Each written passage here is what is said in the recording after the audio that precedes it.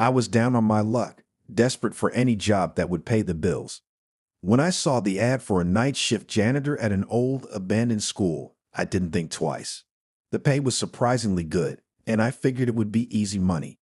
Just a few hours of sweeping dusty floors and scrubbing dirty bathrooms. I mean, how hard could it be? The school was in a part of town that had been forgotten, overrun with weeds and boarded up windows. The place was practically falling apart. But the weird thing was, even though the building was abandoned, the power was still on. The flickering fluorescent lights buzzed overhead as I walked through the empty hallways on my first night. As I pushed my mop bucket down the hall, I couldn't shake the feeling that something was watching me. I chalked it up to my imagination and the eerie atmosphere. After all, who wouldn't feel a bit uneasy in a place like this? My first few nights were uneventful, just long hours of monotonous work.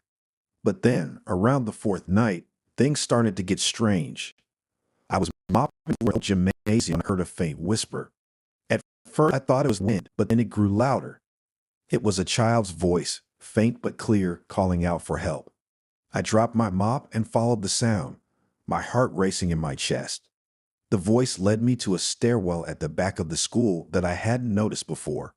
The door was rusted shut, but with a hard push, it creaked open, revealing a set of stairs leading down into the basement.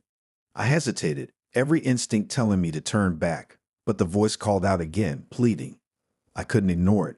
The basement was dark, the only light coming from the dim bulb flickering overhead. The air was damp and heavy, filled with the musty scent of decay. As I descended, the whispers grew louder, echoing off the walls. I felt a chill run down my spine, but I kept going, compelled by some force I couldn't explain. At the bottom of the stairs, I found myself in a long corridor lined with old, rusted lockers. The whispers had stopped, replaced by an eerie silence. I walked slowly, my footsteps echoing in the emptiness. Suddenly, I heard a loud bang from behind me. I spun around, but there was nothing there, just the darkness and the flickering light. I continued down the hallway, my nerves on edge. I came to a door marked boiler room. The whisper started again, louder this time, almost frantic. My hand trembled as I reached for the handle, turning it slowly.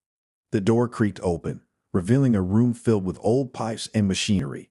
And there in the corner, I saw it, a small figure crouched on the floor, shrouded in shadows. I stepped closer, my heart pounding in my ears.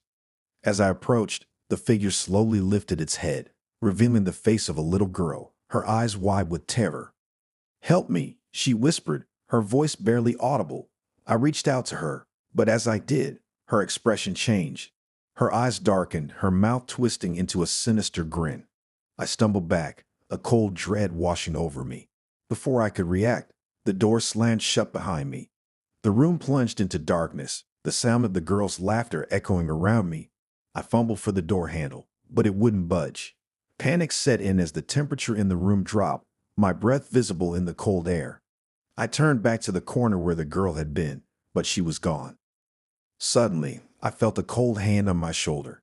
I whipped around to find the girl standing right in front of me, her eyes now pitch black, staring into mine. "You shouldn't have come here," she whispered, her voice distorted and unnatural. I tried to back away, but my feet felt like they were glued to the floor. The room began to spin, the walls closing in around me. The machinery in the boiler room roared to life, the pipes rattling violently. I covered my ears, the sound unbearable. The girl's laughter grew louder, filling my head, drowning out all other thoughts.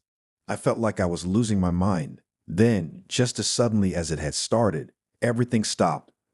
The room was silent again, the machinery dead. I looked around, but the girl was gone.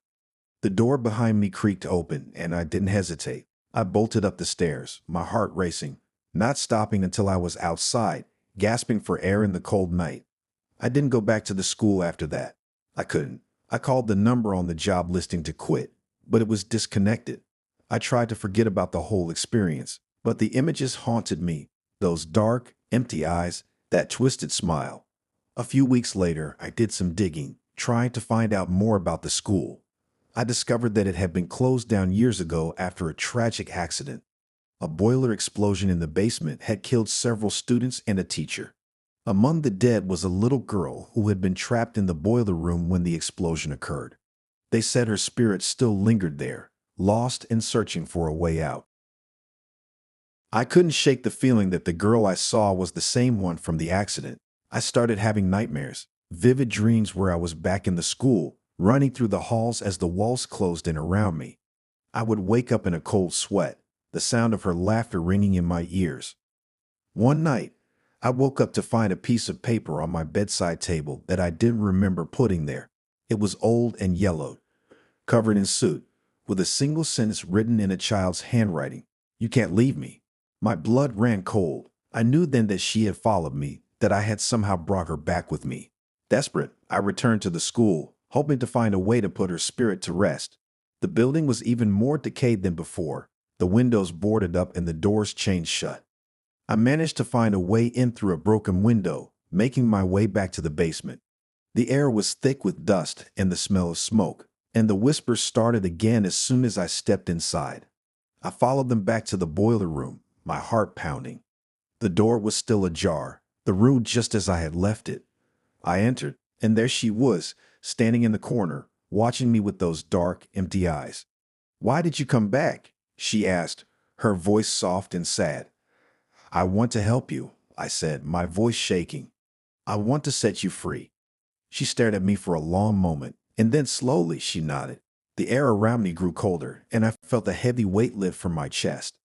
The girl's form began to fade, her expression softening. "Thank you," she whispered, and then she was gone.